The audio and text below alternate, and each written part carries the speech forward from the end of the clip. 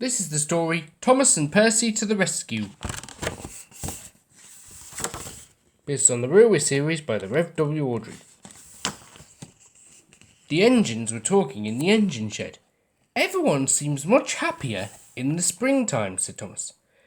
But we have to work extra hard in the springtime, grumbled James. The Fat Controller makes us travel down the coast to work. I like the salty coast air in my smoke box, said Percy. Pah! It's the countryside that gets me really fired up, snorted James, as he puffed away to collect some fuel trucks from the docks. The Fat Controller told Thomas and Percy that they would be working at the scrapyard. Where do you like working best, Percy asked Thomas as they arrived at the scrapyard. I don't really mind where I work, said Thomas, so long as I can be a really useful engine. We'll be working hard today, said Percy. The Fat Controller said there is a large pile of scrap metal for us to move. When Thomas and Percy shunted some trucks into a siding at the scrapyard, they saw an old coach there looking rather sad. What are you doing here? Asked Percy, in surprise. They called me Old Slow Coach, she said. They say I'm not useful anymore, so I was sent to the scrapyard, she added sadly. You are a little dusty, but you look in perfect shape to me, said Thomas kindly. Excuse me, Percy's driver said to the yard manager. What will happen to this coach? Old Slow Coach has been here for years, said the yard manager. She's not useful anymore, so she'll be broken up for scrap sometime soon. Thomas and Percy felt very sorry for the coach. We'll try and help you, said Thomas, but he really didn't know what they could do. But they'll find out soon enough, don't they? James whistled happily as he pulled the fuel trucks through the countryside. He was making good time, so he knew the Fat Controller would be pleased with him. But James did not notice that one of the fuel trucks was leaking fuel onto the track. Suddenly a spark flew out of James's funnel and set the leaking fuel on fire. Help! Whistled James in shock as he sped along the line with clouds of smoke and flames flying out from behind him. James flew quickly off the main line and off the main track and stopped in a siding. His driver leapt down from the cab and rushed to the emergency phone to call for help. Hello, please send help quickly, he said. James's trucks are on fire and they're carrying fuel, so it's very dangerous.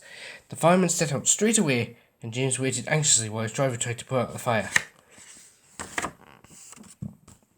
Thomas and Percy had finished working at the scrapyard. When they reached the junction, they were surprised to see smoke. A guard was waving a red warning flag at them. Sparks from James's funnel have caused a fire in some fuel trucks, he told them. It's a bit of a mess, but the firemen have now got the fire under control.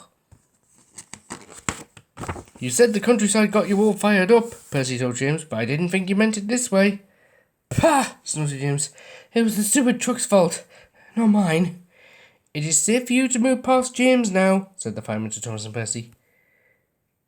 The engines puffed slowly past James. They felt rather sorry for him now. I think James is more shitting about it than anything. Well, I would have been.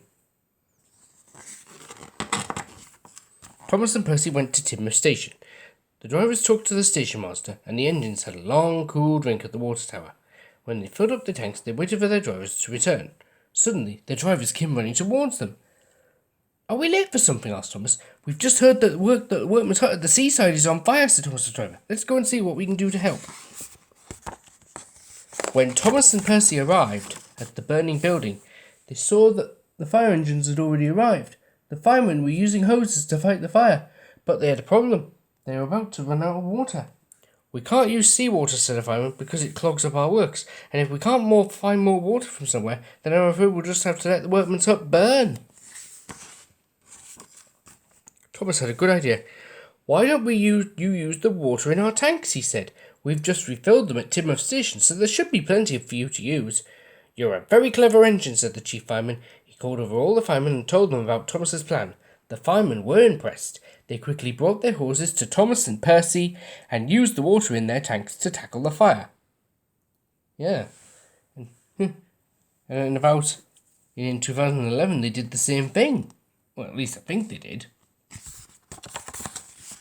Thomas and Percy watched the firemen fight the fire. They had to use nearly all the water from the engine's tanks. Unfortunately, when the smoke cleared, everyone could see that the workman's hut had been destroyed. Thank you for all your hard work, said the foreman. It's a terrible shame that the hut has burnt down. My workmen live there, and I don't know where they can stay now. Does anyone have any ideas? I think I know where they can stay, said Percy. We can bring old Slowcoach here for them to live in. She would be the perfect new home for the workmen. She'll be really comfortable too, added Thomas. What a great idea, Percy, said his driver. I'll check the Fat Controller is happy for us to bring old Slowcoach here, said Thomas's driver. The Fat Controller thought it was a very good idea. I'll get the yard manager to clean her up so she'll be ready for you to collect her, he said. And he was right, see? Old Slowcoach was now a very happy coach indeed. I can't thank you enough. I feel really splendid, she said to Thomas and Percy as they took her down to her new home at the seaside.